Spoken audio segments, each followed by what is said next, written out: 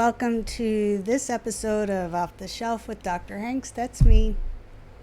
Today, we are going to talk about burnout, and the book is The Joy of Burnout: How the End of the World Can Be a New Beginning by Dr. Dina Glauberman, not sure how to say it.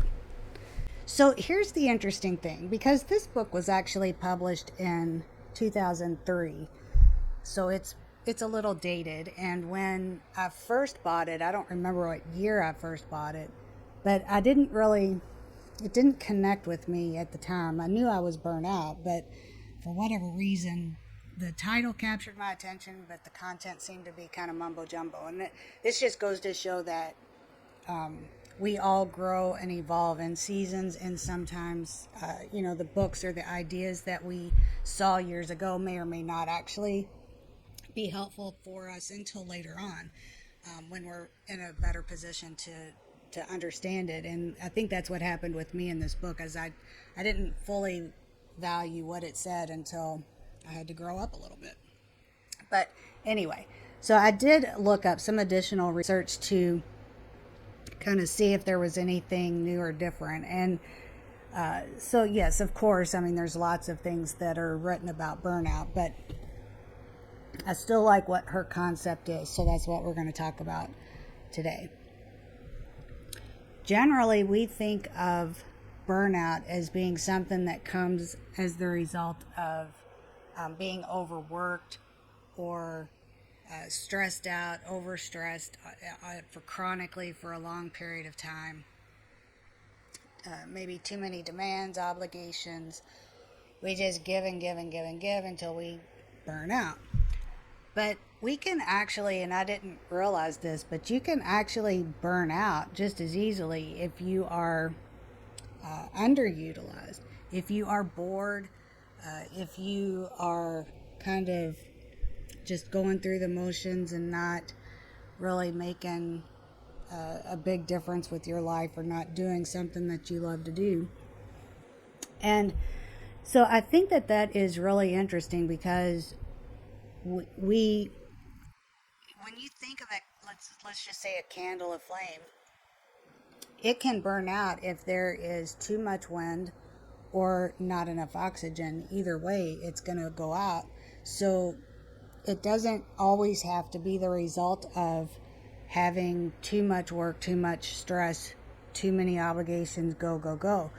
We can actually burn out emotionally when we aren't sure what our next best step is, or we're not doing something valuable with our time. So that lack of enthusiasm, that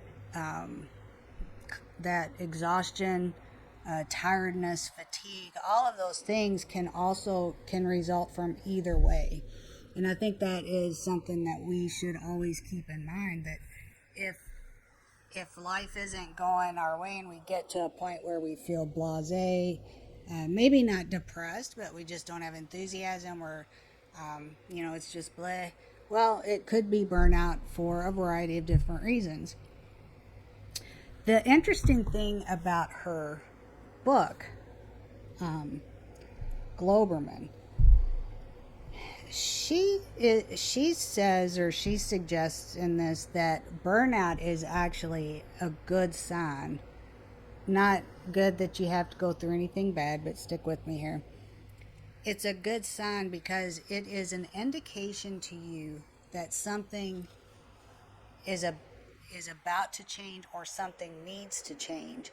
Maybe you don't know what that is right now, but if you use the time when burnout gets you to a point where you just really, if it goes to, like, say, an extreme, and you just cannot hardly get up in the morning, you cannot hardly do this, and it doesn't even have to be that extreme. It can be just a particular task, like phone calls. So it doesn't even necessarily have to be an entire frame of mind or being from the time you get up until the time you go to bed. It can be a sign or an indication surrounding a particular task that, for whatever reason, is causing you a lot of grief. It's something you don't want to do. So when you get to a point where your mind, brain, body, everything is telling you to that it's, we're shutting down, we're tired, we got to stop, we can't do this anymore, we're burnt out. Instead of viewing that as a negative thing, as being a weakness, or maybe, I know it's easy to feel like we're not strong enough if we we have to just push ourselves through the day. Burnout can be very uncomfortable for a lot of people who are used to having to, just go, go, go. But if you use that time, it's actually a blessing, because what it is it's an opportunity for you to really evaluate what have you been doing up until this point, and what do you really want to be doing from this point forward. What do you want your next season to look like? Think of it as, the opening season of, the TV series. What do you want your next season to look like? What changes do you want to make? And if you use the burnout as two things: one, an indication that you are using your energy in areas that do not align with your natural flow of energy and your natural talents and the things that you enjoy. So there's one thing. It is an indication that something needs to change, even if you don't know exactly what that is yet.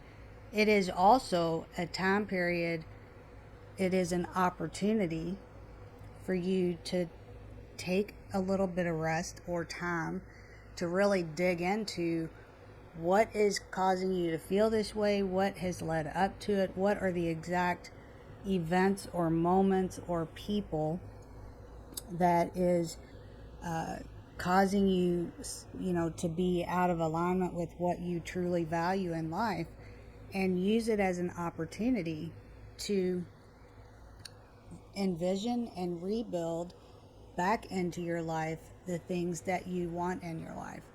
So I think that's pretty encouraging advice right there. I think she's touched on something pretty cool, because I've not ever seen anybody or I haven't read anyone else who has taken that stance that yes, it's an indication that something is wrong, but it is also an opportunity to seek out the joy in your life and the things that you want to do that are more closely aligned with who you are as a person. So your action steps would be, if you're feeling this way, think back to what has led you up to this point. What are the causes? And keep in mind that causes and symptoms might not exactly be the same thing. It'll take a little bit of self-reflection, and also that sometimes it becomes a vicious cycle. We feel some way, so we behave in a certain way, which causes more of what we don't want. And so, just it doesn't have to be you don't have to make a career career out of this, but just think back. What are the things? What do you think has really led you to this point, or caused you to be in this position where you feel maybe you don't have enthusiasm or hope or passion for anything? And what is it that you need to let go of? What is it? And sometimes, change for the good. Sometimes we don't want to let go of things in our life, even if they're not necessarily beneficial to us, but that they are what they are. And a lot of times, think of it like this: you don't really want too many things to change all at one time, or that would become overwhelming. So sometimes even the things you need to change, but you can't you can't do that right now.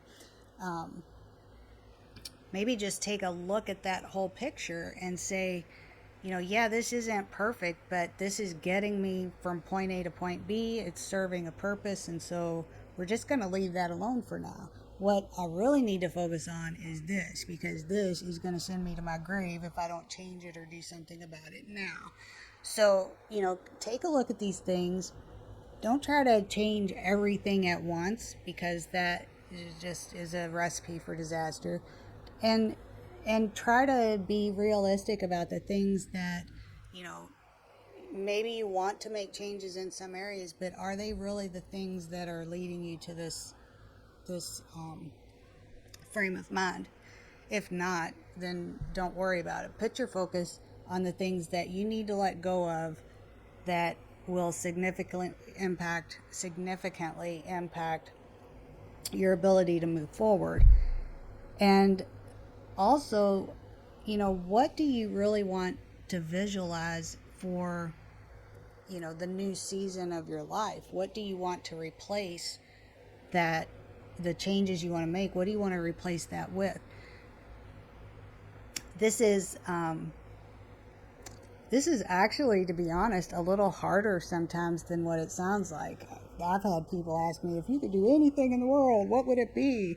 Like, I don't know,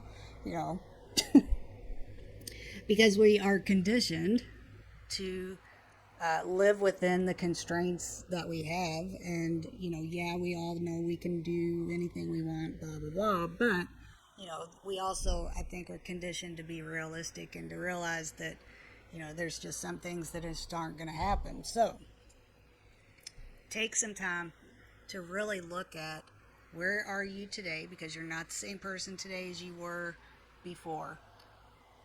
Who are you today within the context of who you are today? What do you want your new season to look like and to be like and to include? And what do you have to change? What do you have to get rid of or let go of and change in order to make that happen? So the joy of burnout, again, just to wrap this up, the joy of the burnout is, yes, it's a bad feeling, and it can send us down a path of frustration and confusion, and to some people, depression. But it's not just an indication that something needs to change, but it's also an opportunity. It's your body and your mind slowing you down and giving you the opportunity to really think about and reflect on what you want to be doing. So use it for that. Use that for that opportunity to look at, what are the specific things I want to do, and how can I make that happen. So hope you enjoyed this video. Be sure to like and share, subscribe, and we'll see you again next week. Bye.